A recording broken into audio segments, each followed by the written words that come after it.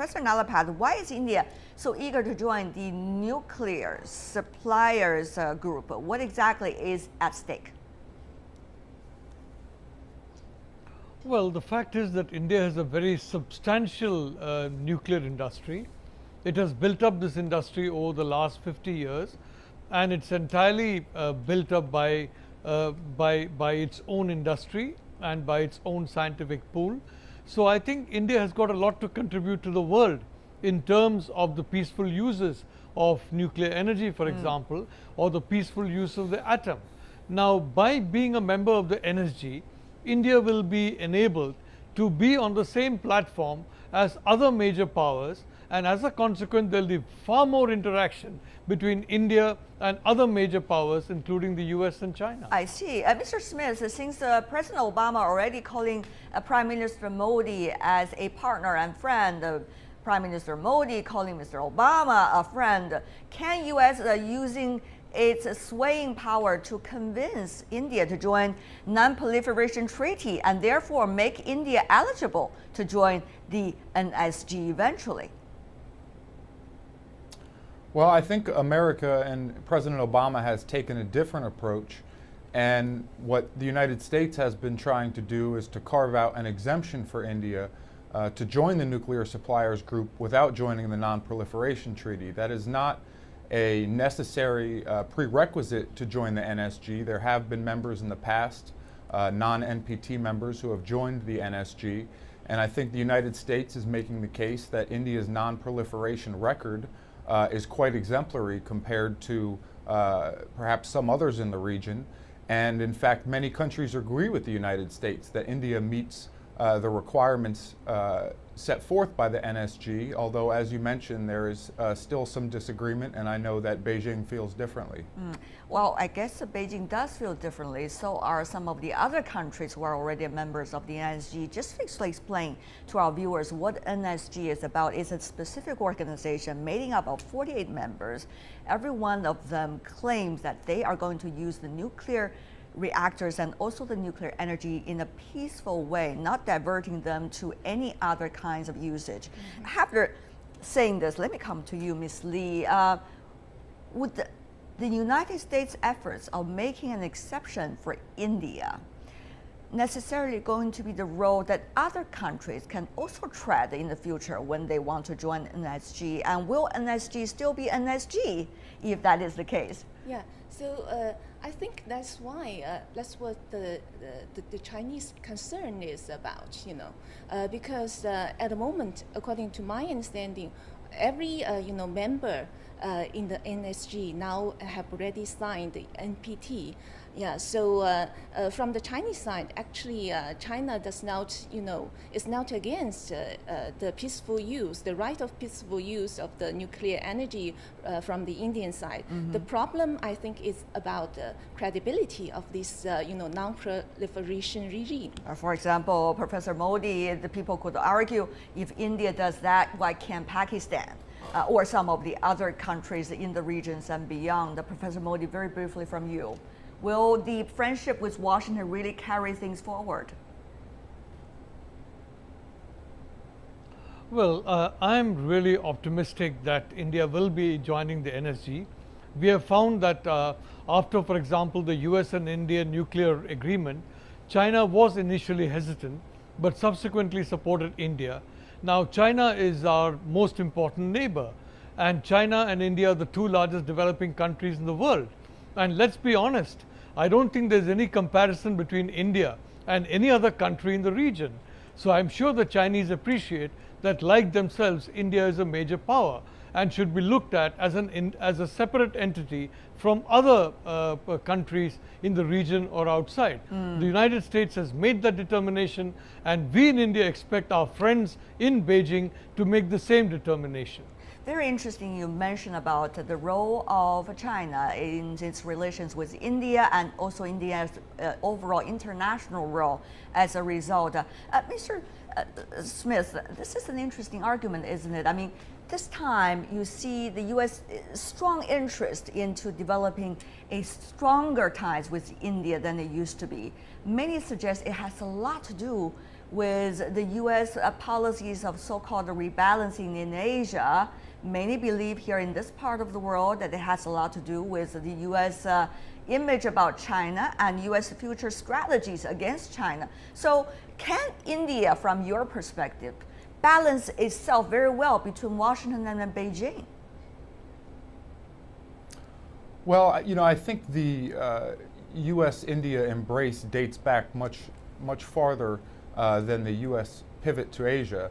It really was in the early 2000s under the Bush administration, after the 9/11 terror attacks, that the U.S. and India began to consummate this strategic partnership, and it has advanced continuously since then.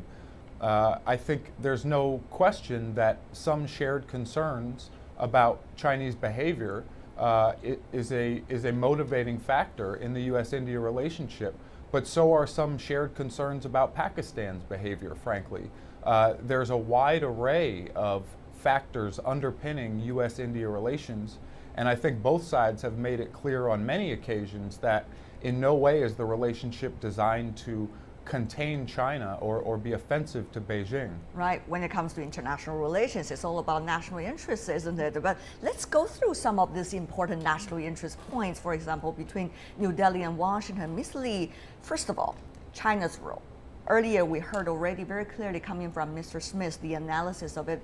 But two things, at least the media reports are suggesting, bringing New Delhi and Washington ever closer. One is China's submarine so-called patrol in the Bay of Bengal, and many believe that motivated India to get ever closer military relations with Washington. Secondly is the still existing territorial disputes between China and India, and therefore which brings New Delhi ever closer to Washington again. So how, from China's perspective, see these two so-called reasonings? And what would that mean for Beijing? Yeah, actually, in my understanding, there's no problem for China that U.S. and India they get closer to each other. I think as India is an emerging power, which nobody can overlook it, today. So it's natural for U.S. to go close to India, and also, U.S. is the leading power in the world nowadays. Still is the leading power. So I think it's very natural for India and U.S. to go close. But in terms of the security issue, because as you know, for the rebalance power, the U.S. official make it very clear they want India to be the linchpin of that rebalance. And also, several 2 months back, the U.S. Defense Secretary said that they want to have India to join U.S. to make a joint patrol in the South China Sea. This, I think, will make the situation very complicated. Well, will that make you feel complicated, Professor Nalapat? What about that? We understand, just adding to what Ms. Li here said, U.S. and India signed several different levels of agreements concerning military exchanges, including the U.S. use of the Indian bases and also refueling and many other issues. Of course, that caused interest coming from Beijing and many others here in Asia, Pakistan included. So what exactly is New Delhi having in mind? Well, I'd like to point out that those in India, or those in the United States for that matter, who are talking of a war with China, they're probably only in mental asylums. No sane person is going to talk in China, India, or the United States of a war between these countries. I don't think it's going to ever happen, because the relationship between China and the United States, for example, is much closer than the relationship between India and the US. The point is that we have been afflicted with Wahhabi terror, and so has the United States, so has the global community. And India has built up several strengths in the military field in confronting this kind of terror. India has built up a very good naval capacity. So from all these points of view, the two defense establishments are coming together. And I think this is an inevitable process that's going to take place over the next 3 or 4 years, irrespective of who's in power in Washington. Because after all, the threats that India faces are the same as the threats that the US faces. Mr. Smith, what do you think? Sometimes these kinds of ever closer relationship could bear some wonderful results, but other time it could unnecessarily or sometimes necessarily alarm the third party. This time China probably is involved. Well, as I said, the two sides have on many cases reiterated that the relationship is not directed at China. And Beijing has itself reiterated on several occasions that it sees no problem with U.S.-India strengthening partnership. I think some of India's growing concerns, as you mentioned before, do relate to the presence now of the Chinese Navy, the People's Liberation Army Navy, its growing profile in the Indian Ocean. China has much more robust relationship now with many of India's neighbors, including Sri Lanka and Nepal, and certainly its long-standing relationship with Pakistan. In some cases, this is an instance of growing spheres of influence of two rising powers that's creating some natural friction. Thus far, I think they've done a pretty admirable job in managing those tensions, but I don't think it's any surprise to see the United States and India coming closer together, nor is it necessary that that partnership be directed against China if we can address some of the more fundamental security concerns that all three capitals have. All right. Will that be secure for China or more concerns from China, Ms. Lee? Yeah, I think the point here is the transparency. I mean, because at the moment, we have to say that there's a mistrust between China and the U.S. and also a mistrust between China and India because of border dispute. So I think when India and U.S. get together, especially under the background of that rebalance strategy, I think both U.S. and India should make it more transparent, because today I read a report about a kind of action plan in the Asia Pacific. So, but the report said it will not make it public. So I think for China, we will think about what kind of action plan it will. All right, very interesting over there. Not only about the strategic issues, but also about some very specific issues. For example, trade. U.S. and India's trade relations is getting ever closer. U.S. is one of India's largest trading partner. In 2006, U.S. exported $9.7 billion worth of goods to India and imported about $21.8 billion worth of Indian goods. Decades later, now we're having these figures more than doubled already. American imports, though, from India amounted to 2% of its overall imports and 15.3% of India's overall exports in 2015, though that's the number over there. Of course, the bilateral trade exploded, but more than the bilateral trade, we are seeing the climate change issue, also a big one, Mr. Smith. President Obama, of course, considering his legacy, one of them is a climate change issue, Paris Accord, of course, but that would not be implemented until those countries who are emitting about 55% of the overall world's emissions are committed to this. And will Prime Minister Modi's visit this time really bring the good news and the final good news in the near future? Well, I'm sure President Obama is hoping so, and there certainly has been some movement on the climate change issue during Prime Minister Modi's visit.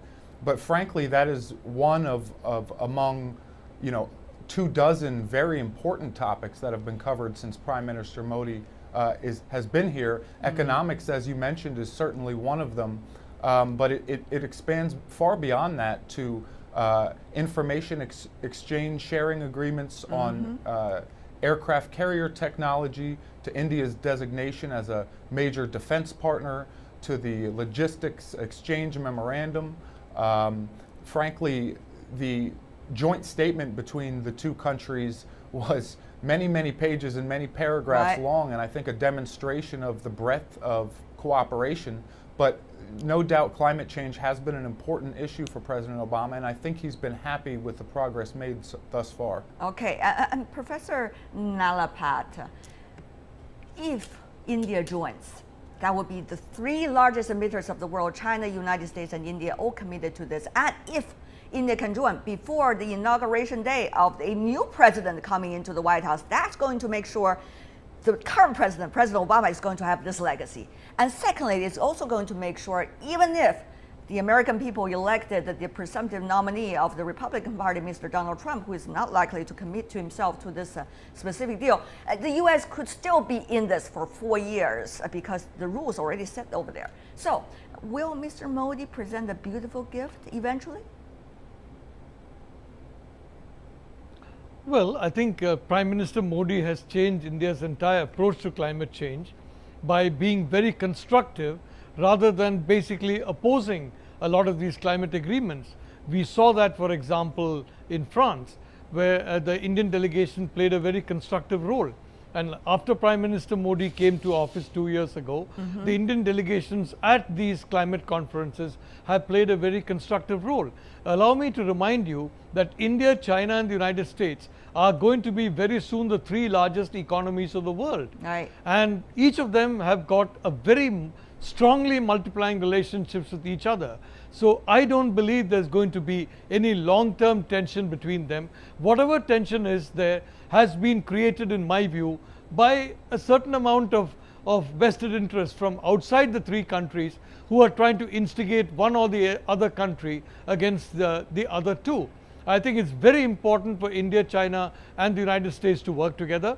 I think you've got a very wise leadership in President Xi Jinping. Right. And certainly from the United States side, I don't believe Donald Trump is going to make a difference. I think he's going to understand the practicality. So Okay. in my view, I see growing cooperation. We have seen that between the US and China, and now India is coming in the mix precisely because India is also right. growing, and India is going to become part of the trinity of the top three countries.